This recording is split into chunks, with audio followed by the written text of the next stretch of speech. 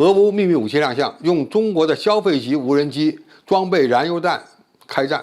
让俄军猝不及防。这是怎么回事呢？观众朋友、网友朋友，大家好，我是付天少。据《纽约邮报》报道，乌克兰军队根据中国企业售卖的消费级无人机，开发出了一种燃烧弹无人机，可以将燃烧弹装在无人机的下面，操作者只要在远处就能操作使用燃烧弹攻击俄军的装甲车队。近日，有媒体拍到乌军的一些作战人员在无人机下面安装了一个啤酒瓶。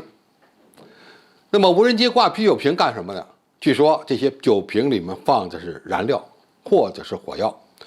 从而使这些啤酒瓶变身为燃烧弹。这些消费级无人机呢，多半都是由多个旋翼组成的。这种多旋翼的直升平台能够垂直起飞和降落。它们升空之后呢，挂载着这些装有燃料或者是火药的啤酒瓶，飞到目标区上空。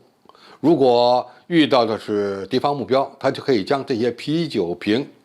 投放下去，从而对敌方的目标实施啤酒瓶轰炸。而且据说乌军还把这样的一种方式呢交给了平民，让这些平民也能操纵这些飞行的啤酒瓶实施攻击任务。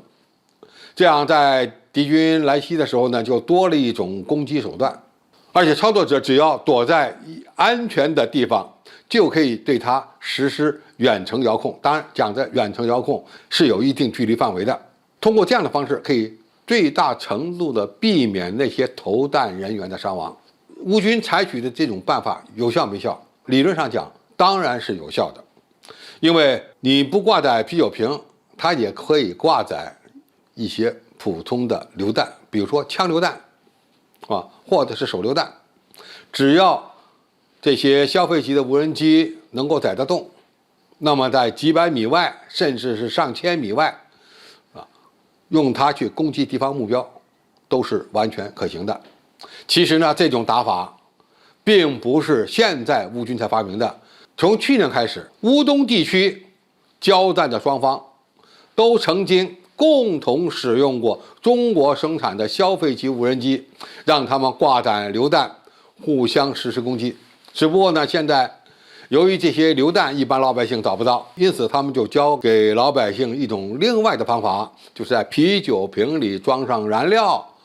然后挂在无人机上，对目标实施攻击。这种办法可以说简单有效。那么对这种用消费级无人机变身为无人攻击机的战法，俄军有什么方式来防御吗？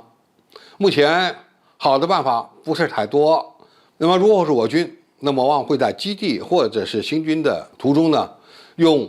激光防空武器系统来对付这些低小慢的目标，或者是用小口径速式机炮来拦截他们。俄军有没有？激光武器现在肯定是没有配备部队，但是小口径速射炮它是有的，几十年前就配备了只不过这次由于防空压力不大，俄军配备的小口径速射炮数量不多，而用地空导弹去打，恐怕你很难击中这些多旋翼的无人机，因为它的红外信号很弱，雷达信号也不强。那么最好的办法就是士兵目视发现目标，用机枪或者是自动步枪对他们实施拦截。战场的形势呢是千变万化，武器装备的发展呢也在不断的进步，很多新的装备、新的战法是在战争中出现的。那么这次乌军用中国产的消费级的